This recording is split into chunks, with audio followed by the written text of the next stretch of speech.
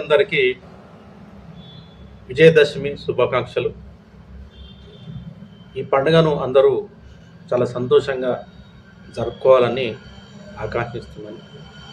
ఇక ఈరోజు సబ్జెక్టులోకి వెళ్దాం. మనం ముఖ్యంగా సామాన్యుడి జీవితంలో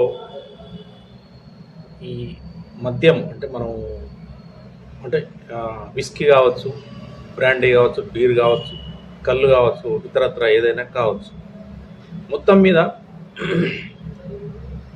కార్మికులు కావచ్చు, కర్షకులు కావచ్చు, ఉద్యోగులు కావచ్చు, వ్యాపారులు కావచ్చు, ఎవరైనా సరే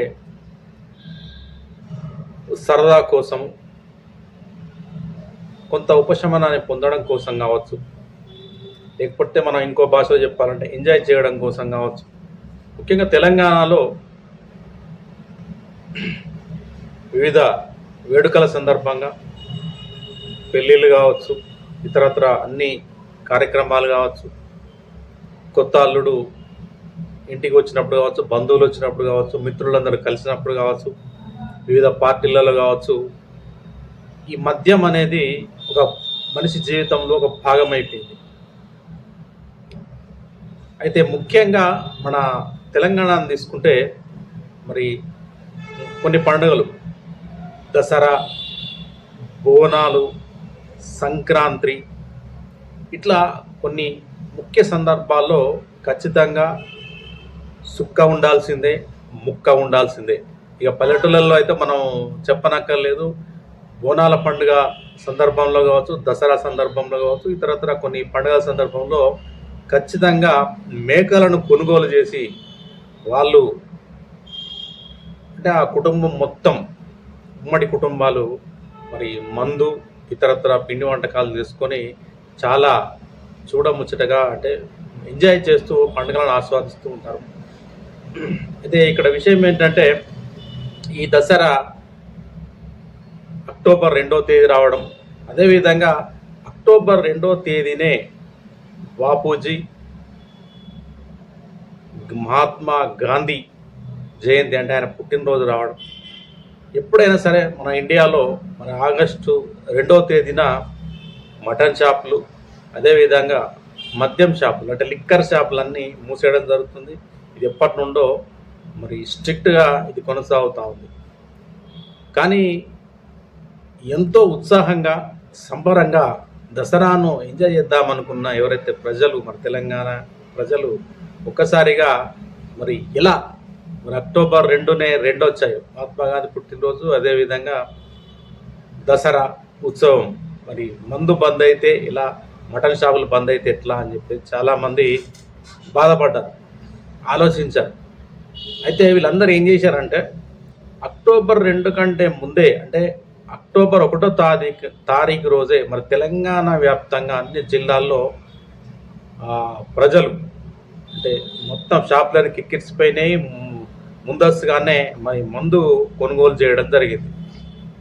ఇట్లా మనకు సెప్టెంబర్ 29, అదేవిధంగా సెప్టెంబర్ 30, అదేవిధంగా అక్టోబర్ 1వ తేదీ, ఈ 3 రోజుల్లో మద్యము అంటే విపరీతంగా అమ్ముడుపోయింది. ఈ 3 తేదీలలో మరి ఏ స్థాయిలో మరి అమ్మకాలు జరిగాయి అనేది ఒకసారి మనం చూద్దాం.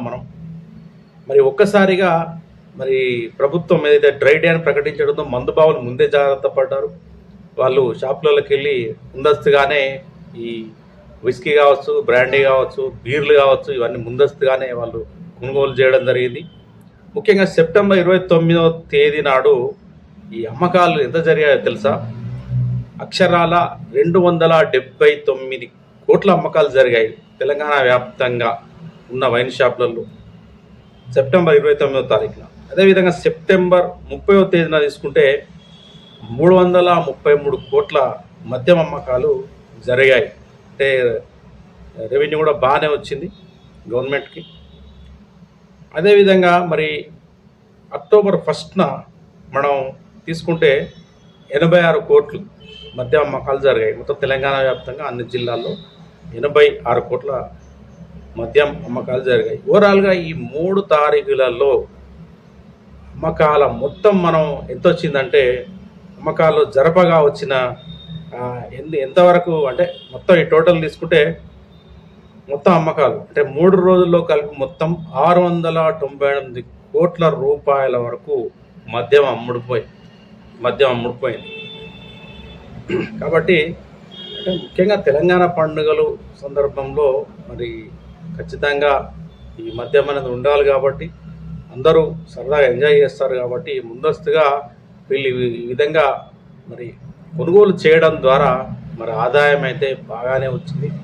మరి ఇంకా దసరా పండుగ ఈ జోష్ అనేది ఇంకా పోలేదు. ఇంకా నవరాత్రి కూడా ఇంకా ఒక రోజు ఏదో ఉన్నట్టు ఉంది.